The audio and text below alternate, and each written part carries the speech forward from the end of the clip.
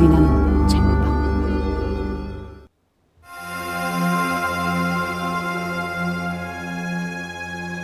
안녕하세요. 소리나는 책방 배작가입니다. 네. 오늘의 첫 번째 이야기 시작해 보도록 하겠습니다. 오늘의 첫 번째 이야기는 무서운 이야기고요. 장미꽃에 관한 이야기입니다. 호연이 사는 시골 마을에 도시풍에 굉장히 상냥한 여자가 이사를 왔습니다. 워낙 외지고 폐쇄적인 마을이라 사람들이 그녀를 경계했지만 그녀는 도시 사람답지 않게 정도 많고 베풀 줄 알아서 사람들은 금방 그녀를 신뢰하게 되었죠. 그녀의 이름은 지수였는데요. 성을 아는 사람은 없었습니다. 그런데 언제부터인가 이 지수라는 사람은 마을 사람들을 볼 때마다 장미꽃을 한 송이씩 선물해 주었습니다. 시골이라 흔히 볼 수 있는 것이 꽃이었지만 장미는 흔치 않았고요. 그녀가 주는 장미는 그 색이 굉장히 오묘했어요. 붉은색이면서도 흰색이 느껴지고 보랏빛도 느껴졌습니다. 지수는 자신의 집 마당에서 장미를 길러서 사람들에게 매일 선물로 주는 거라고 했어요. 처음에는 어색해하던 사람들도 아무 대가 없이 장미를 전달하는 지수를 고마워하게 이르렀습니다. 그리고 어느새 그들은 지수가 주는 장미를 기다리게 되었어요. 장미를 받지 않는 날이면 왠지 몸이 아픈 것 같고 머리가 띵한 것 같았습니다. 저기 장미 좀 받을 수 있을까? 일부러 지수의 집을 찾아가는 사람들까지 나타났어요. 그럴 때면 지수는 집으로 온 손님을 지하 창고로 데려갔습니다. 지하 창고로 내려간 손님들은 다시는 지상으로 올라오지 못했습니다. 놀랍죠. 그런 일이 반복되는데도 지수가 준 장미에 중독된 마을 사람들은 계속 그녀의 집을 찾아갔고 많은 사람들이 그녀의 지하 창고에 갇히게 되었습니다. 그렇게 꽤 여러 명의 마을 사람들이 실종되었죠. 마침내 호연도 그녀의 집에 찾아갔습니다. 네가 아마도 이번 수학의 마지막이겠구나. 수학이요? 호연이 당황해서 지수를 쳐다봤죠. 근데 호연은 장미에 중독돼서 눈이 풀려 있었기 때문에 지수가 한 말의 의미를 정확히 파악할 수 없었습니다. 지수가 이렇게 한마디를 더 하게 되죠. 수확을 해서 기름을 짜내 흙에 묻어야 또 아름다운 장미가 자라나지. 안 그래? 지수는 호연마저 죽음으로 몰아넣고 다음 마을에서 필 장미를 위한 걸음을 준비했습니다. 오늘의 첫 번째 이야기, 무서운 이야기였습니다. 했고요. 자, 바로 또 두 번째 이야기 한번 가죠. 뭐. 네. 이번에도 또 무서운 이야기가 되겠네요. 네. 모델하우스와 관련된 이야기입니다. 네. 오늘의 두 번째 이야기, 무서운 이야기 시작하겠습니다. 최근 프랜차이즈 식당을 폐업한 윤은성은 고민이 이만저만이 아니었어요. 새로 산 타운하우스 주택에 할부금도 내야 했고요. 가족들도 부양해야 했죠. 뭘 해서 돈을 버나 고민하며 길을 걷는데 한 아주머니가 윤성 앞을 가로막았습니다. 저기 모델하우스 구경하시면 이거 드릴게요. 아주머니는 큰 쇼핑백을 윤성에게 내밀었습니다. 윤성은 귀찮다는 듯 거절했지만 아주머니는 끈질겼어요.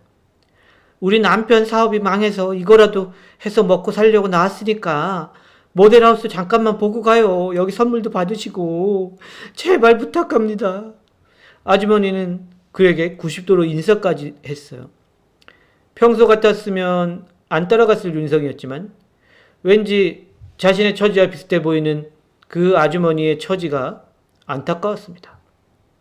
그래, 잠깐 구경만 하고 가자. 윤성은 아주머니를 따라서 결국 모델하우스로 들어갔죠. 그가 모델하우스로 들어가자 아주머니는 쇼핑백만 건네고 바로 사라졌습니다. 윤성은 모델하우스 안에서 이것저것을 구경하려고 눈을 돌려봤는데요. 근데 여기 왜 이렇게 어두워? 사람도 안 보이고 본인 외에는 아무도 없는 거예요. 그리고 분위기가 너무 이상해요. 다른 곳과 달리 무척이나 어두웠고요. 사람도 당연히 없었고 그냥 그 아파트 미니어처 몇 개가 있는 게 전부였습니다. 네. 참네, 이러고도 사람들이 집을 계약하길 바라는 건가? 하면서 그는 오랜 시간 보내지 않고 혀를 차며 밖으로 나왔습니다. 집으로 돌아온 윤성은 그 아주머니가 준 쇼핑백을 열어보았거든요. 그걸 열어보니까 이거 뭐지? 주택 모양 미니어처잖아. 이상하게도 아주머니가 선물로 준 쇼핑백 안에는 윤성이 사는 집과 거의 비슷하게 생긴 거의 똑같은 미니어처가 들어있었습니다. 윤성은 별 생각 없이 그것을 아들 준이에게 주었습니다. 본인이 쓸 일은 없고 장난감 삼아 가지고 놀라고 준 거였죠. 다음날 일이 없어서 집에 있던 윤성은 갑자기 집이 흔들리는 것 같은 느낌을 받았어요. 왜 이러지? 한참 흔들리던 집은 어느 순간 갑자기 조용해졌어요. 윤성은 아들이 걱정이 됐죠. 준이야, 넌 뭐하니? 놀랐을까봐 준이의 방으로 윤성은 갔죠. 그런데 준이의 방에서 윤성은 이상한 걸 발견을 하게 됩니다. 준이가 미니어처 주택을 손에 쥔 채 잠들어 있는 걸 봤는데요. 안도의 숨을 내쉬고 뒤로 돌아서려고 하는데 준이가 갑자기 미니어처 주택을 들고 잠투정을 하는 거예요. 들고 손을 막 왔다 갔다 움직이는 거죠. 그 순간 집이 흔들리는 겁니다. 이거 뭐야? 윤성은 준이의 손놀림에 따라 미니어처가 움직이고 똑같이 자신의 집도 움직인다는 사실을 깨닫게 됐어요. 말도 안 돼. 믿을 수 없었지만 정말 준이가 그 미니어처 주택을 흔드는 대로 자신의 집이 흔들리니 어쩔 수 없었어요. 그래서 윤성은 재빨리 준이가 들고 있던 미니어처 주택을 빼앗아서 준이의 책상 위에 올려놨습니다. 그러자 집은 평온해졌어요. 그러다 보니 윤성은 그 미니어처가 집을 흔드는 원인이라고 생각할 수밖에 없었습니다. 그래서 그래도 실험을 해보고 싶어서 윤성은 미니어처를 조심히 거실로 들고 와서 흔들어 봤어요. 집이 흔들리는 겁니다. 좌우로 흔들면 좌우로, 상하로 흔들면 상하로, 위아래로. 너무너무 놀랐죠. 만약에 이 집을 준이가 망가뜨리기라도 한다면. 무서운 생각이 든 윤성은 그 미니어처를 준이의 손길이 닿지 않는 곳에 보관하고 그 미니어처를 자신에게 준 그 아주머니를 찾아 나섰습니다. 그런데 몇 날 며칠을 같은 장소에서 헤매도 그 아주머니는 보이지 않았어요. 그리고 그가 갔던 모델 하우스도 전혀 보이지 않았습니다. 도대체 내가 무슨 일을 겪은 거지? 고민을 하던 윤성은 그 미니어처 주택을 흔들리지 않는 박스에 넣어서 자신의 집 마당에 묻었습니다. 이렇게 하면 안전하겠지. 윤성은 안도의 한숨을 내쉬었지만 준희가 몰래 그의 모습을 지켜보고 있다는 걸 미처 눈치채지 못했습니다. 준희는 아빠 몰래 그 미니어처를 꺼내서 놀 계획을 하고 있었습니다. 오늘의 두 번째 이야기, 무서운 이야기였습니다. 네. 자, 이번 이야기는 비교적 짧은 이야기고요. 실화 사건인데요. 제가 가끔 이제 외국 신문이나 이런 잡지나 이런 것들을 보는데 보다가 너무 어떻게 이런 일이 있을 수 있지? 라는 생각이 들어서 여러분들한테 소개시켜 드립니다. 네. 세 번째 이야기는 실화 사건이고요. 지금부터 시작하겠습니다. 2010년대 초 영국에 사는 매튜라는 분은 친구와 바이크를 타다가 비둘기하고 부딪히게 되는데 어떻게 부딪히냐면 바이크를 운행 중이었어요. 운전 중이었는데 비둘기가 낮게 날아들어서 정면으로 이분의 얼굴에 부딪히는 겁니다. 근데 이분이 헬멧을 쓰고 있었거든요. 근데 비둘기는 이 매튜라는 분이 쓰고 있던 헬멧의 앞유리 있잖아요. 이걸 뚫고 들어와서 그의 얼굴과 부딪힌 것이었습니다. 얼마나 세게 부딪혔든지 매튜는 의식을 잃고, 근데 여기서 끝이 아니에요. 의식을 잃고 쓰러졌을 법한데, 여기가 직선도로였거든요. 의식을 잃고 그 바람에 자기도 모르게 바이크의 엑셀레이터를 밟게 돼요. 그래서 그의 바이크는 이분이 의식을 잃은 상태에서 순식간에 200km까지 속도가 빨라집니다. 와. 그래서 매튜는 이 의식을 잃은 채 달리다가 이 바이크가 큰 나무에 부딪히게 돼요. 그리고 그 충격으로 이 매튜라는 분은 인도에 떨어지고 말아요. 그리고 굉장히 여러 군데에 부상을 입고 장난 아니죠. 팔 부러지고 다리 부러지고 이런 식인 거죠. 네. 그래서 굉장히 여러 군데 부상을 입고 다리에는 이제 철심까지 소위 철심이라고 하죠. 그 티타늄 그것까지 이제 심게 됩니다. 네. 두개골마저 골절이 있었어요. 굉장히 심각했죠. 그리고 굉장히 비참한 게 얼굴에는 비둘기 피와 깃털이 뒤덮여 있었습니다. 보통 사람 같았으면 죽었겠죠. 하지만 매튜는 죽지 않았어요. 다행히도. 그래서 병원에 10주 정도 입원을 하고 그 후에 퇴원해서 가족들의 도움으로 재활을 했다고 해요. 그 후에 정말로 굉장히 많이 건강해졌는지는 모르겠지만 90% 정도까지 돌아왔다라고 이 매튜라는 사람이 이야기하는 것까지 확인이 되었습니다. 죽을 뻔했는데 살아난 거죠. 그리고 비둘기하고 정면 충돌을 해서 이렇게 큰 사고를 당할 수 있는 사람이 세상에 몇이나 있을까요? 너무나도 기묘한 실화 사건이어서 여러분들에게 전달해 드렸습니다. 오늘의 세 번째 이야기, 실화 사건이었습니다. 해보죠. 오늘의 네 번째 이야기는 기묘한 이야기입니다. 오늘의 네 번째 이야기 시작하겠습니다. 예전에 제가 신입으로 처음 회사에 들어갔을 때의 이야기입니다. 그때는 90년대였고요. 회사 문화도 지금과 많이 달랐습니다.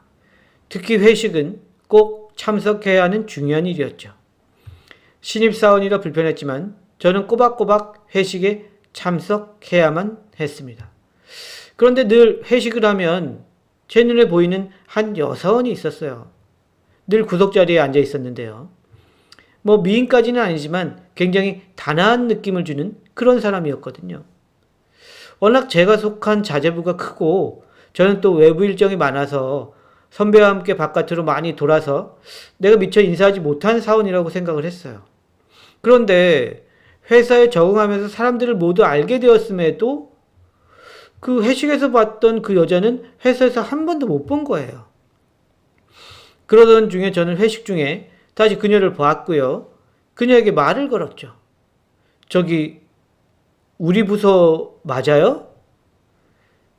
제 질문에 그녀는 대답 없이 미소만 지었고요. 잠시 후 선배의 목소리가 들려왔습니다. 너 왜 그래? 벌써 취한 거야? 누구한테 얘기하는 거야? 아니, 여기 늘 회식 자리에 오는 감색 정장 입고 오시는 여성분이요. 이렇게 제가 말하자 과장님이 깜짝 놀라 자리에서 일어나 제게로 왔습니다. 혹시 그 여자 머리 단발이고 눈은 쌍꺼풀이 없고? 과장님은 제가 보는 그 여자의 얼굴을 그대로 말했습니다. 네, 맞아요. 제 대답에 과장님은 휘청했고 다른 연차가 있는 직원들도 모두 거의 패닉 상태가 되었어요. 설마 이정현 씨? 누군가의 입에서 그 말이 나오자 회식은 어수선해졌고 금세 끝나게 되었습니다. 다음날 저는 선배에게서 제가 본 그 여자의 정체를 듣게 되었습니다. 회사에서 문제가 생겨서 회사 옥상에서 안 좋은 선택을 한 사람이 있었는데 그 사람이 이정현 씨야. 나도 잠깐 같이 일했던 사람이고.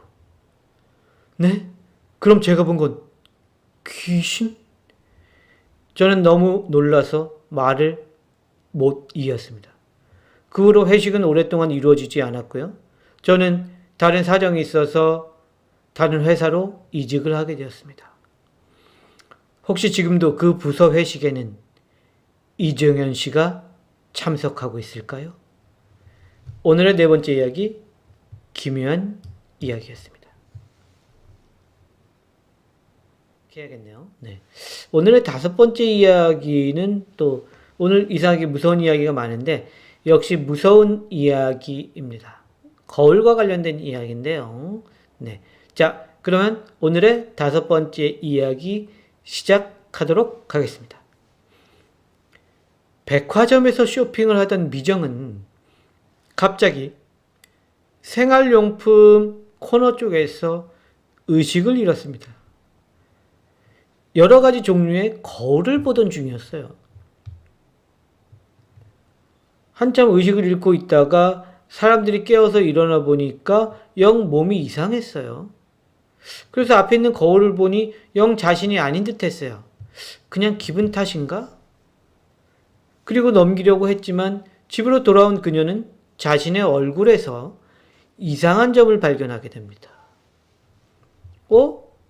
왜 왼쪽에 있던 점이 오른쪽에 가서 붙어있지?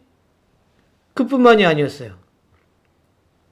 어려서 다친 상처가 남은 오른다리에는 상처가 깨끗이 사라지고 왼다리에 그와 똑같은 상처가 생겼습니다. 이거 뭐야? 좌우가 바뀐 것 같아. 근데 좌우가 바뀐 것은 그녀의 몸만이 아니었어요. 밖으로 나가봐도 상황 비슷했어요. 차들은 원래 다니던 길 반대쪽으로 다녔고 핸들도 왼쪽이 아닌 오른쪽에 달려 있었습니다. 사람들을 또 자세히 살펴보니까 대부분 왼손을 많이 사용하고 있었고요. 식사도 왼손으로 주로 하고 컴퓨터 할 때 마우스도 왼손으로 쥐었습니다. 그녀도 왼손잡이가 됐고요. 그녀는 갑자기 좌우가 바뀐 듯한 세상에 어느 순간부터 멀미가 나기 시작했습니다. 울렁거리는 거죠. 그래서 병원을 찾았는데 병원을 찾은 그녀에게 의사는 청천벽력과도 같은 말을 했습니다. 모든 장기가 좌우로 바뀌었습니다. 심장은 오른쪽으로 가 있고 간은 왼쪽으로 가 있네요. 하지만 건강상에는 문제가 없어 보입니다. 아주 극히 드문 경우긴 하지만 아예 없는 일은 아닙니다. 오히려 정상으로 돌아왔으니 나쁠 것은 없을 것 같습니다. 뭐 이런 식으로 이제 이야기를 의사가 하는 거예요. 의사 말로는 반대쪽에 있던 애들이 다른 쪽으로 갔다는 이야기를 하는 거였습니다. 그 이야기를 들으니 또 굉장히 헷갈리는 거예요. 그럼 원래는 내 몸이 어땠었던 거지? 라는 생각이 들었습니다. 모든 것이 뒤죽박죽이 돼버린 거죠. 네. 어쨌든 의사에게 들은 말에 충격을 받은 미정은 집으로 돌아오는 길에 지금껏 보지 못했던 이상한 것을 발견했어요. 그녀가 보는 시야의 끝에 갈색 띠 같은 게 보였어요. 그러고 보니 오른쪽, 왼쪽에도 그리고 아래쪽에도 길게 갈색 띠가 보였습니다. 마치 그 안에 세상 모든 게 들어있는 듯 했어요. 즉 세상을 갈색 띠가 이렇게 아우르고 있는 듯한 그런 느낌이었던 거죠. 그래서 미정은 멍하니 액자의 테두리 같은 그 갈색 띠를 바라보는데 한 남자가 쓱 다가왔습니다. 보아하니 당신도 나처럼 거울 속으로 들어온 사람이군요. 네? 그게 무슨 말이에요? 거울 속이라니. 동남백화점 생활용품점, 정확히 말하면 거울이 잔뜩 놓인 그곳에 있다가 쓰러지셨죠? 한 번도 본 적이 없는 남자가 미정에 대해 정확히 알고 있었습니다. 당신 그걸 어떻게 알죠? 나도 거기서 이 거울 속 세계로 들어왔으니까요. 믿기지 않았지만 남자는 미정이 지금껏 겪은 것들을 마치 본 것처럼 모두 알고 있었습니다. 자신도 이미 겪은 것이라 잘 안다고 했어요. 그럼 제가 여기서 벗어날 방법은 없을까요? 난들 알면 여기 있겠어요? 나도 아직은 몰라요. 하지만 동남백화점 생활용품 코너에 자주 가고 있습니다. 미정은 남자의 말뜻을 이해할 수 있을 것 같았어요. 아, 다시 그 거울 앞에 서려는 거군요. 다시 거꾸로 돌아가려고. 미정의 말에 남자는 씩 웃음을 보였습니다. 그날부터 미정은 시간이 날 때마다 동남백화점에 갔어요. 다시 좌우가 제대로 돌아가는 현실 세계로 돌아갈 희망을 가진 채 말이죠. 하지만 그 남자도 미정도 그날이 올지 안 올지는 알 수 없었습니다. 오늘의 5번째 이야기, 기묘하면서도 무서운 이야기였습니다.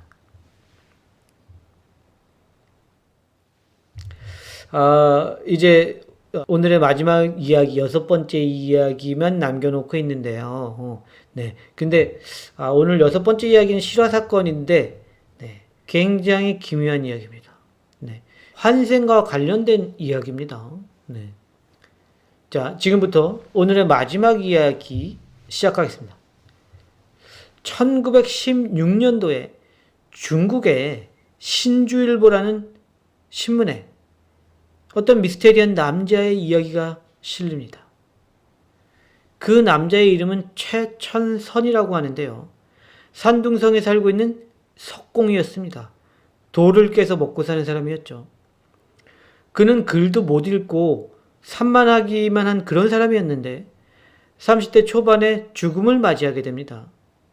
그런데 이상한 것은 입관식하지 하고 흙에 묻으려고 하는데 관 속에서 소리가 나는 것이었습니다. 사람의 소리였죠.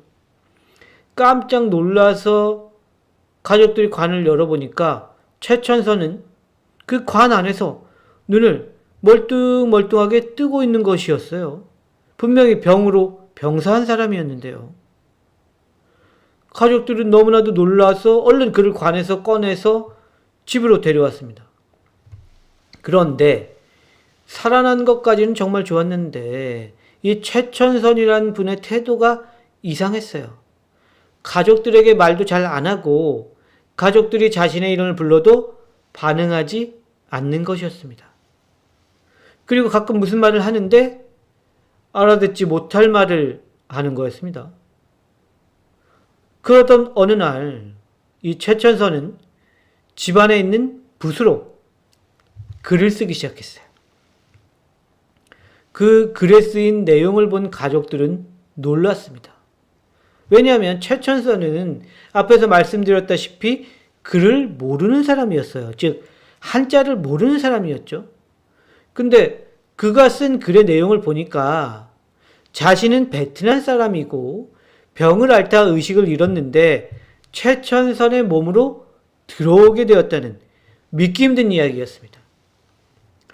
그런데 베트남도 한자를 쓰기 때문에 그가 붓글씨로 쓴 내용은 충분히 이해가 되었던 거죠. 그래서 그 후로 이분이 계속 자신이 원래 살았던 곳을 그리워해서 결국 이 최천선이라는 분은 자신의 고향에 가게 됩니다. 베트남이죠. 그리고 거기서 전생의 엄마였던 한 사람을 만나게 됩니다. 처음에는 엉뚱한 사람이 나타나서 자신의 죽은 아들이라고 했으니 베트남 엄마는 최천선이 자신의 죽은 아들인 유건중이라고 믿지 않았습니다. 하지만 베트남에서 살면서 겪은 일들을 유창한 베트남어로 최천선이 세세한 것까지 모두 이야기하자 그 엄마는 유건중의 영혼이 최천선의 몸에 들어갔다는 것을 믿지 않을 수 없었습니다. 후에 베이징 대학에서 조사단까지 꾸려서 베트남까지 사람을 보내서 자세하게 조사를 해봤으나 최천선이 한 말은 모두 사실이었고 그의 정신 상태에도 전혀 이상이 없었다고 합니다. 보통 환생은 시간차를 두고 새 생명에 들어가거나 하는 케이스가 많은데 이번 경우는 매우 특이했던 경우인 것 같습니다. 이번 케이스와 같이 죽어서 영계에 갔다가 다시 태어나는 것이 아닌 남의 송장 또는 사체 또는 시체에 들어가 살아나는 경우를 차시 환생이라고 합니다. 오늘의 마지막 이야기, 환생과 관련된 실화 사건이었습니다. 또 오늘 라이브 통해서 이야기들을 들었는데 소리님들 중에서 지금 힘든 일을 겪으시거나 또 슬픈 일이 있으신 분들께 힘내시라는 말씀 진심으로 올리고 싶고요. 네. 늘 소리나는 책방 사랑해 주셔서 감사하다는 말씀도 드리고 싶습니다. 자, 지금까지 소리나는 책방 메인 작가 배 작가였고요. 여러분들 모두 안녕.